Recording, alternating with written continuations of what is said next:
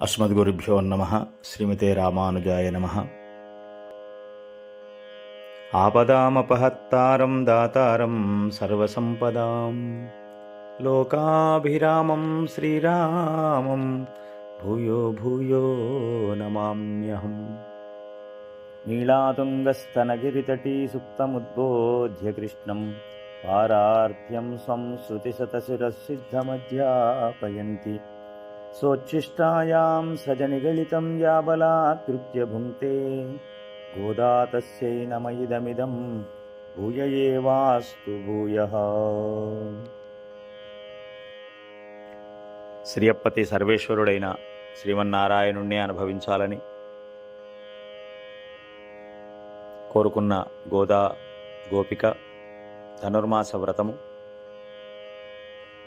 30 రోజుల వ్రతంగా ఒక మిషగా పెట్టుకొని భగవంతుణ్ణి కలవు సంకీర్తనామృతం, కలియుగములో యజ్ఞయాగాదులు దానధర్మముల కన్నా భగవత్ సంకీర్తనము చేత ఎక్కువ ఫలాన్ని పొందవచ్చును అని ఒక సులభోపాయాన్ని స్వస్య చ కీర్తనం ప్రపదనం స్వస్మై ప్రసూనార్పణం అని అంటారు పెద్దలు. అంటే ఈ కాలములో పరమాత్మతో అనుబంధము పొందుట చాలా సులభం. గత యుగములను చూసుకుంటే కృత త్రేత ద్వాపర యుగములలో అనేకమైనటువంటి త్యాగములు, తపస్సులు, యజ్ఞయాగాదులు, దానధర్మములు ఆచరించినా కూడా భగవత్ అనుగ్రహం కలగట చాలా బహు దుర్లభం, శ్రమతో కూడుకున్నది. అలాంటి స్థితి నుండి తరించాలనుకుంటే కలియుగమే ఎక్కువగా అవకాశం ఉన్నది. పాడు కావడానికి, జన్మ పరంపరలో అవస్థలు పడడానికి, దుఃఖములు అనుభవించడానికి ఎంత అవకాశము ఉన్నదో అంతే అవకాశము తరించడానికి ఉన్నది. సుఖభోగాలు అనుభవించడానికి కూడా కలియుగమే ఎంతో సులభంగా ఉన్నది, అవకాశంగా ఉంది. అందుచేత పరమాత్మ నామ సంకీర్తనము చేత మన పాపములను తొలగించి తనను తాను మనకు సమర్పించుకొని మనకు ఇహలోకములో సుఖభోగాలు అనుభవించి అంత్యమున ఈ ఆత్మను తన సన్నిధికి చేర్చుకొనును అని మనకు పురాణములు చెబుతున్నాయి. ఈ విషయాన్ని గ్రహించినటువంటి గోదా గోపిక మనల్నందరినీ ఆ వ్రతానికి సిద్ధము చేసి ఎన్నో విషయాలను మనకు పాటల రూపంగా అందిస్తూ పరమాత్మతో కృష్ణ సంశ్లేషణము అనేటువంటి స్నానము చేయించడానికి సిద్ధపడుతున్నది మనం తెలుసుకున్నాం. మొదటి 5 పాసురములలో అభిముఖ్య దశ అంటే భగవంతుని గురించి, వ్రతం గురించి, పాపములను గురించి, ఆయనను ఎట్లా పట్టుకోవాలి, ఏం ఫలం పొందాలి, పాపములను ఎలా తొలగించుకోవాలి అనే విషయాలను తెలియజేసినది అభిముఖ్య దశ అంటారు. అంటే పరమాత్మ వైపు విముఖులమై ఉన్నటువంటి మనల్ని పరమాత్మ వైపు చూసేట్టుగా చేసింది గోదాదేవి. ఆ తర్వాత ఎప్పుడైతే భగవంతుని గురించి తెలిసిందో, పాపములు మనకు తొలగిపోయాయో, నేరుగా పరమాత్మను పొందవచ్చును. కానీ అది కూడా ప్రమాద కారణము. ఎందుకంటే పరమాత్మ నిరంకుశుడు, నియంత. ఆయన దగ్గరికి వెళ్ళినప్పుడు ప్రేమగా ఉంటాడో, ఉగ్రత్వంగా ఉంటాడో, మన పాపములను చూసి శిక్షిస్తానంటాడో అది మనకు తెలియదు ఎలా ఉంటాడో. ఎందుకంటే మన జ్ఞానము చాలా స్వల్పమైనది. పరమాత్మ అపార జ్ఞానమైనటువంటి తత్వం కనుక మన అనుకున్నది జరగకపోగా ఫలితం వ్యతిరేకంగా కూడా జరగవచ్చును, ఇవ్వవచ్చును. ఆయన సర్వం సహా స్వాతంత్ర్యము కలిగిన సార్వభౌముడు భగవానుడు. అందుచేత పరమాత్మకు ఇష్టమైనటువంటి గోపికలు కృష్ణుణ్ణి ప్రేమను పొందాలంటే నేరుగా వెళ్ళుట ప్రమాదం కనుక కొంటెవాడు, ఏమైనా మాయలు చేసేవాడు, మాయావి కనుక మన మనస్సులతో ఆడుకుంటాడు. అది మనము తట్టుకోలేకపోవచ్చును. అందుచేత ఆయనకి ఇష్టమైన గోపికలను ముందు పెట్టుకొని వాళ్లను మన గోష్ఠిలో, మన బృందములో కలుపుకొని వాళ్ళను ముందు పెట్టి నాయకత్వంగా వాళ్ళను ఉంచుకొని వారి వెనకాల వెళితే వాళ్ళను చూసి, వాళ్ళ సౌందర్యము చూసి, వాళ్ళ గుణగణములను చూసి, వారి ప్రేమను చూసి, ప్రేమమూర్తి అయినటువంటి పరమాత్మ మనందరి మీద తన ప్రేమను కురిపిస్తాడు. ఇది గోదమ్మ యొక్క ఉద్దేశ్యం. అలా ఒక పాసురములో 6వ పాసురము, 7వ పాసురము, 8వ పాసురములో ముగ్గురు గోపికలను, ముగ్గురు 3 లక్షణములు కలిగిన వారు. ఒక ఆమె భగవద్ అనుభవంలో తలపండినదే, పూర్ణత్వం కలిగినదే కానీ 10గురితో కలిసి అనుభవించాలనేది తెలియక ఒకటిగానే యోగనిద్రలో, ధ్యానంలో పరమాత్మను అనుభవిస్తూ ఉన్నది. వారిని మేల్కొలిపి తమ గోష్ఠిలో చేర్చుకున్నారు. 7వ పాసురములో మరొక గోపిక పరమాత్మతో పూర్ణమైనటువంటి బంధము కలిగినది, ప్రేమ బంధము కలిగినది. అందరినీ కలిపి తీసుకొని వెళ్ళి స్వామితో భోగానుభవం అనుభవించాలనుకునేటువంటి గోపిక. కానీ ఈమె కూడా పరమాత్మ గుణముల చేత మత్తెక్కి పడుకొని ఉన్నది. 3వ పాసురములో అంటే 8వ పాసురములో గోపిక ఈమె కొరకై ఆయన వెతుకుతూ చూసేవాడు, కుతూహలపడేవాడు. అంటే కృష్ణ పరమాత్మ కుతూహలపడి ఆసక్తిగా ఆవిడ వచ్చిందా, ఆమె ఏం చేస్తుంది, ఎలా మాట్లాడుతుంది, ఆమె కళ్ళు, ఆమె శరీరము ఇవన్నీ చూసి ఎంతో ఆనందాన్ని పొందేవాడు. అంటే ఆసక్తి కనబరిచేవాడు కృష్ణుడు. కనుక ఈ ఆసక్తి కలిగిన ఆవిడను కూడా కోదు కలముడయ, అంటే కుతూహలము రేకెత్తించే గుణములు కలది. అలాంటి చలాకితనం కలిగినటువంటి గోపిక నిన్నటి పాసురంలో నిద్రలేపుకున్నాం. ఇవాళ ఇంకొక విలక్షణత కలిగిన గోపికను నిద్రలేపడానికి సిద్ధపడుతున్నారు. ఆ పాసురాన్ని అనుసంధించుకొని అర్థాన్ని తెలుసుకుందాం. ఆండాళ్ తిరువడిகளே శరణం. తూమణి మాడత్తు சுத்தம் விளக்கெரிய தூபங்கமளத்து இளநைமேல் கண்வலரும் மாமான் மகளே மணிக்கதவம் தாழ் திறவாய் மாமீர் அவளை எழுப்பீரோ உன்மகளதான் ஊமையோ அன்றிச்சவிடோ அனந்தலோ ஏமப்பெருந்தியல் மந்திரப்பட்டாளோ மாமாயன் மாதவன் வைகுந்தன் ఎన్నెన్ను నామం పలవం నవిన్ను ఏలోరెం పవాయి. ఈరోజు గోపికకు ఆమె గుణగణములు, సౌందర్యము, ఆమె జ్ఞానము, ఆమె ప్రేమను చూసి వశపడినటువంటి కృష్ణయ్య ఈ గోపిక మీద ప్రేమ చేత ఆమెకు ఒక భవనాన్ని నిర్మాణం చేసి ఇచ్చాడు. అంటే స్వామి ఒక భవనాన్ని నిర్మాణం చేసి ఇవ్వగలిగేంత ప్రేమ కలిగినది. ఎంత ప్రేమగా ఉంటే భవన నిర్మాణం చేసిస్తాడు స్వామి. ఆ భవన నిర్మాణం కూడా ఎలాంటిదట? తూమణి మాడత్తు, మంచి శుద్ధమైన రత్నములతో నిర్మించబడిన మేడ. మాడత్తు మేడ భవనం. ఎలాంటి మణులు అంటే ఏనాడు వాటికి మెరుగు తగ్గనివి, అంటే శుద్ధమైనవి. పరమాత్మ తాను కట్టుకున్న భవనానికేమో ఈమెకు కట్టించగా మిగిలినటువంటి రత్నములతో తన భవనం కట్టుకున్నాడు. అంటే మంచి మంచి మేలిమి కలిగినటువంటి మణులన్నింటినీ ఏరి కూర్చి ఒక పెద్ద అద్దాల మేడను ఆమెకు బహుమానంగా నిర్మించి ఇచ్చాడు. అలాంటి భగవద్ అనుభవాన్ని పొందిన, భగవత్ ప్రేమను పొందినటువంటి గొప్ప గోపిక. ఆవిడను లేపుతూ తూమణి మాడత్తు. ఎలా ఉంది ఆమె వైభవము? భగవంతుణ్ణి ప్రేమను పొందిన ఆవిడ కదా గోపిక. ఎలా ఉంటుందంటే శుద్ధమైన మణులతో నిర్మించబడిన మాడత్తు ఆ భవనం. ఎలాంటి మణులంటే నవవిధములైనటువంటి మణులు, నవరత్నములతో నిర్మించబడిన భవనము, కాంతివంతమైన భవనము, పారదర్శకమైన భవనము. హృదయములో దీన్ని మనకు స్వాపదేశంలో చెప్తారు, ఈ హృదయమే ఒక భవనము. ఈ హృదయములో ఏ విధమైన దోషము లేకపోవుట మణులతో నిర్మించబడినది. అద్దాల మేడ, అంటే ఏ విధమైన కల్మషము లేని, మాలిన్యము లేని, పారదర్శకమైనటువంటి హృదయం ఈ భవనం.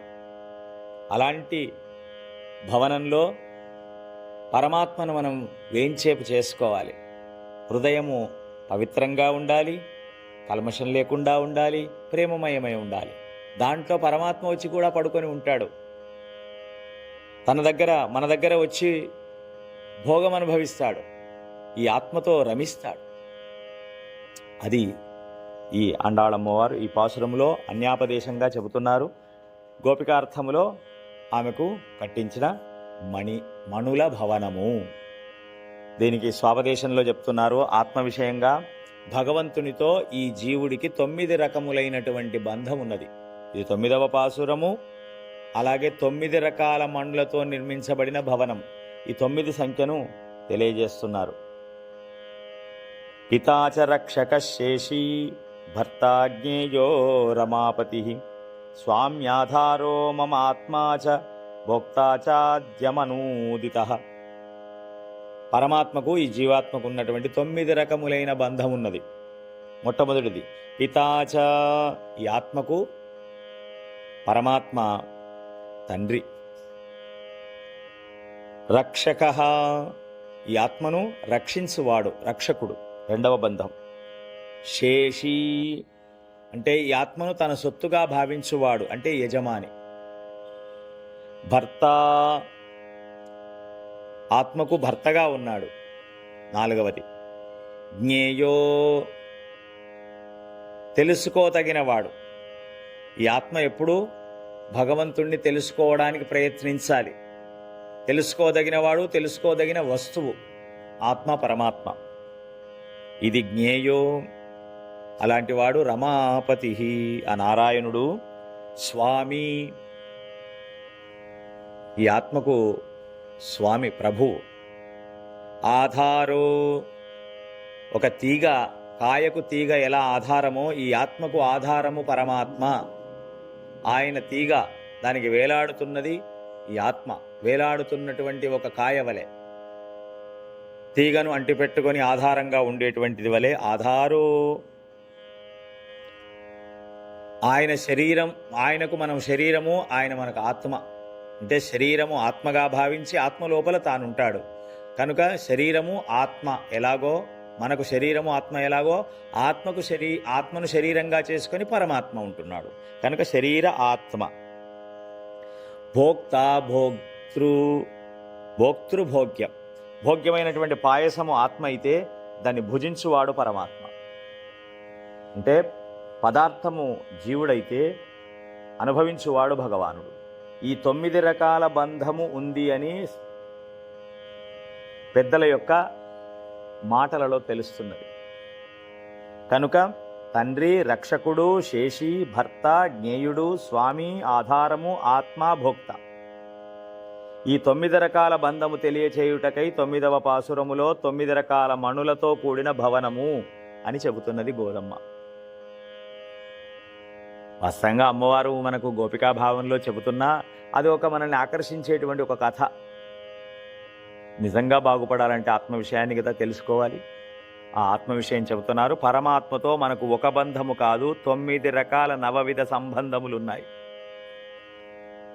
అందుచేత నవజీవనాన్ని పొందాలంటే, నూతనమైన జీవనము, నూతనమైనటువంటి భోగం అనుభవించాలంటే ఈ నవవిధ సంబంధాలు పరమాత్మకు అప్పగించాలి. నీవే తండ్రివి, నీవే రక్షకుడవు, నీవే సొత్తుగా ఉన్నవాడివి, నువ్వే భర్తవు, నీవే తెలుసుకునేవాడివి, నీవే స్వామివి, నువ్వే ఆధారము, నీవే ఆత్మవు, నీవే భోక్తవు. ఇది సమర్పణ చెయ్యాలి. అలా ఈ 9వ పాసురంలో చెబుతూ వేదం కూడా చెబుతుంది, అహం బీజప్రద పితా. ఈ లోకానికంతటికీ నేను బీజప్రదమైనటువంటి తండ్రిని. రక్షకుడు, మృత్యు సంసార సాగరాత్ ఉద్ధరామి. ఈ మృత్యు అనే సాగరములో పడి కొట్టుమిట్టాడుతున్న వాడిని రక్షించేవాడు స్వామి. అలాంటి నవవిధములు కలిగినటువంటి దీపకాంతులతో, అంటే నవవిధమైన రత్నములతో నిండినటువంటి మేడలో పడుకొని ఉన్నది ఈ గోపిక కృష్ణానుభవం చేస్తూ ఉన్నది. కృష్ణునితో భోగానుభవం జరుగుతున్నది. సుత్తుం విళక్కెరియా, ఆమె పడుకొని ఉన్నటువంటి మంచము చుట్టుగా మంచి దీపాలన్నీ పెట్టబడినట. ఆమె వైభవం చూడండి. కృష్ణస్వామితో ప్రేమను పొందినటువంటి గోపిక వైభవము. మణులతో నిర్మితమైన అద్దాల మేడలో పడుకున్నది. చుట్టూ దీపములన్నీ విళక్కెరియా, మంచి చక్కగా ప్రకాశిస్తున్న దీపాలు. విళక్కు దీపములు ఎరియా ప్రకాశిస్తున్నటువంటి.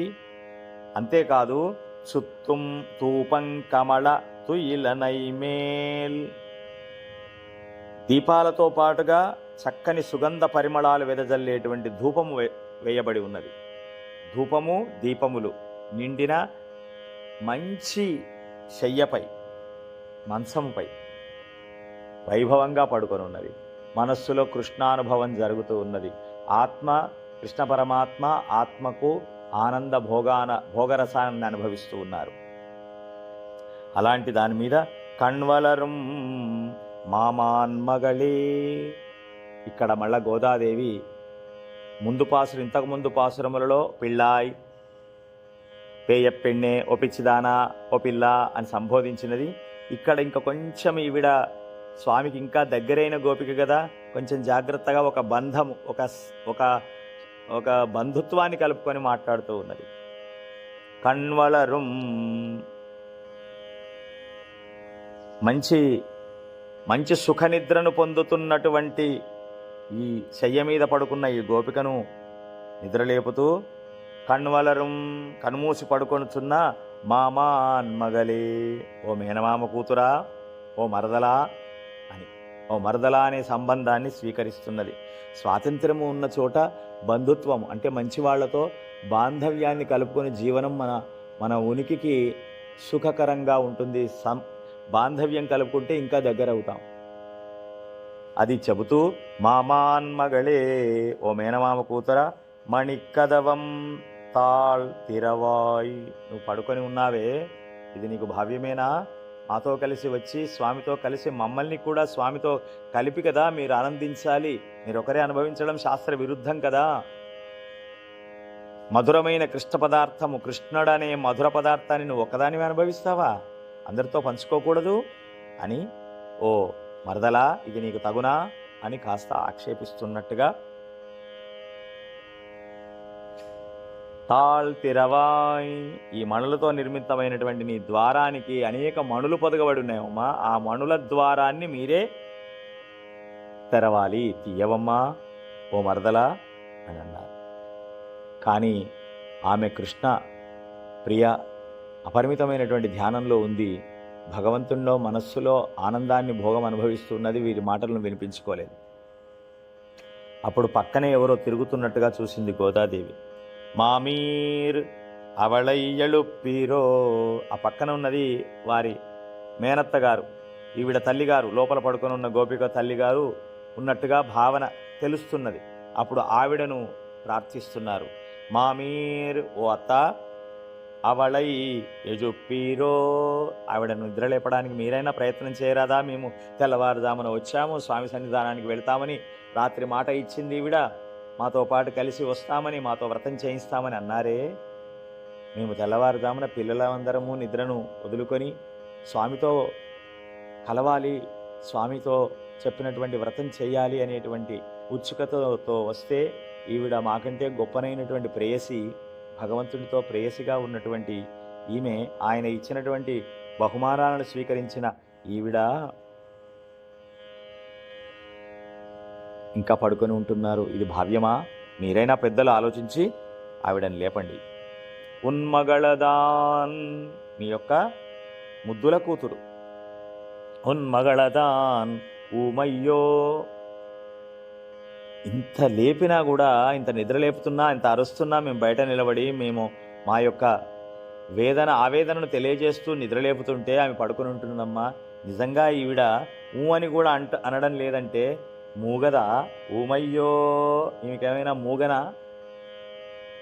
ఓ మూగదానా అన్నట్టుగా. మరదలు కనుక కాస్త కొంచెం స్వతంత్రించవచ్చు అని గోదమ్మ భక్తులతో అలా సాన్నిహిత్యంగా ఉండాలి. బాంధవ్యంతో ఉండాలి. ఊమయ్యో, మూగదా, ఓ అత్తగారు ఈమెమైనా మూగదా, మాట్లాడడం లేదు. అండ్రి చెవిడో, లేకపోతే ఇంత పిలుస్తుంటే వినిపించదు, చెవిటిదానమ్మా ఈవిడ అని. చెవిడో అంటే చెముడా, లేక అనందలో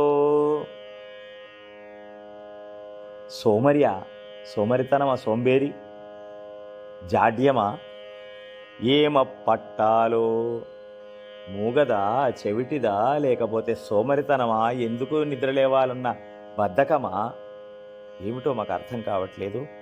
ఏమ పట్టాలో, ఎవరైనా ఈమెకు లేవకుండా ఎవరైనా కాపలాగా ఉన్నారా?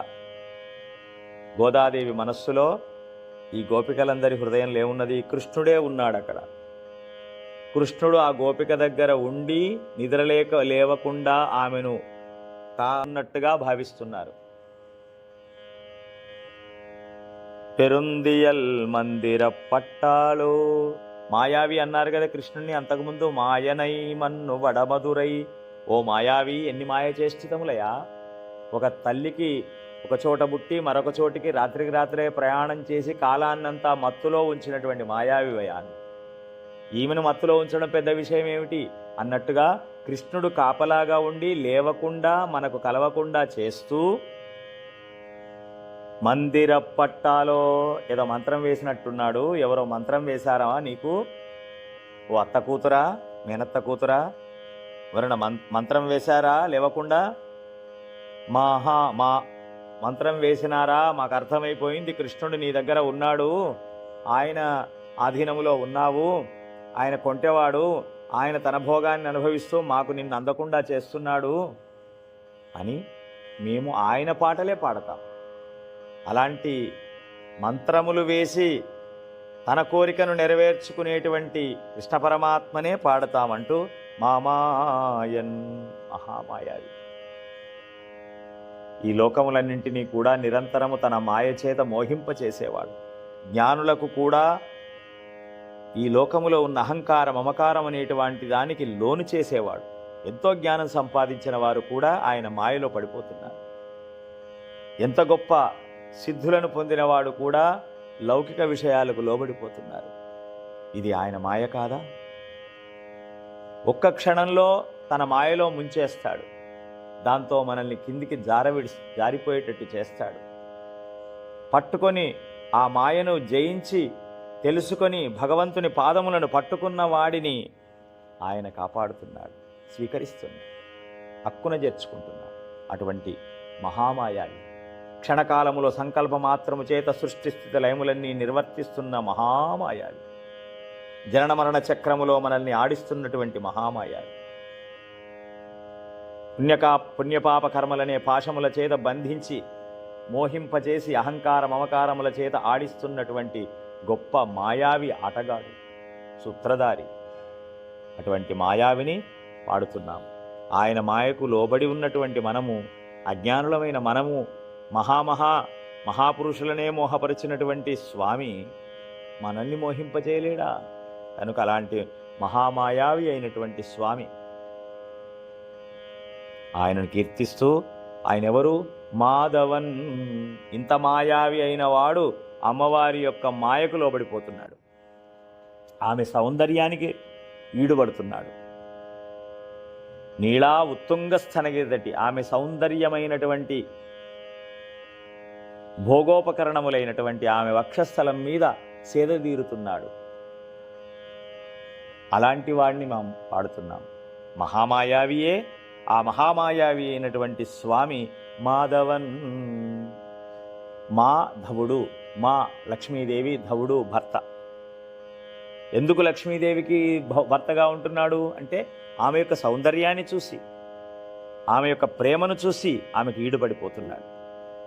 అటువంటి వాడిని మేము ప్రార్థన చేస్తున్నాం. తల్లి ద్వారా పెరుమాళ్లను ప్రార్థన చెయ్యాలి. నేరుగా భగవంతుడితో సంబంధం లేదు, పెట్టుకోకూడదు. అమ్మ ద్వారా స్వామిని ఆశ్రయించాలి. శ్రీమన్నారాయణ చరణౌ శరణం ప్రపద్యే శ్రీమతే నారాయణాయ నమః. లక్ష్మీ విశిష్టుడైన నారాయణునికే శరణాగతి చేస్తున్నాము. లక్ష్మీ విశిష్టుడైన నారాయణుడే మాకు కైంకర్యం చేయడానికి గొప్పనైనటువంటి స్వరూపం. ఆయన్నే మేము ఆశ్రయిస్తాం అని చెబుతున్నారు. మాధవన్ వైగుందన్. ఆయన ఎక్కడ, ఈ కృష్ణుడు ఎక్కడో ఇక్కడ మనకు అందుబాటులో ఉన్నట్టుగా కనిపిస్తున్నాడు, కానీ ఆయన ఎక్కడివాడు? వైగుందన్, ఆ శ్రీవైకుంఠం అనేటువంటి దుర్లభమైన, యోగులకు కూడా దుర్లభమైన, దేవతలకు కూడా దుర్లభమైన, కేవలం ఆయన పాదాలు పట్టుకున్న వాడికే మాత్రమే లభించేటువంటి దుర్లభమైన వైకుంఠం. ఆ వైకుంఠవాసుని ప్రార్థిస్తున్నాము అని అలా ఆయన నామ సంకీర్తన చేసుకుంటూ మీరు లేచి వచ్చి మాలో చేరితే, ఆ నామ సంకీర్తన చేసే ఈవిడ ఏమంటున్నది లోపలున్న ఆవిడ, మనం ఇంత ఆరాటపడిపోతే ఆయన ఏమైనా మనకేమైనా చేస్తాడా? ఆయన కొంటెవాడు, ఆయన మాటనే నెగ్గించుకుంటాడు, కనుక మన మాటల్ని లెక్క చేస్తాడా అన్నట్టుగా, అందుకే నేను పడుకున్నానర్రా ఆయన చేస్తాడో చెయ్యాడో అన్నట్టుగా సోమరితనంతో అబ్బా ఇక తెల్లవారుజామున నిద్ర లేచి వెళితే ఆయన ఏమైనా మనకు అనుకూలంగా ఉంటాడా? ఆయన అసలే కొంటేవాడు కృష్ణుడు అన్నట్టుగా పడుకున్నట్టు. ఇది చూసి గోదామ్మ అంటుంది, అలా అనొద్దు, మనం ఆయనను పాడితే సంతసిస్తాడు.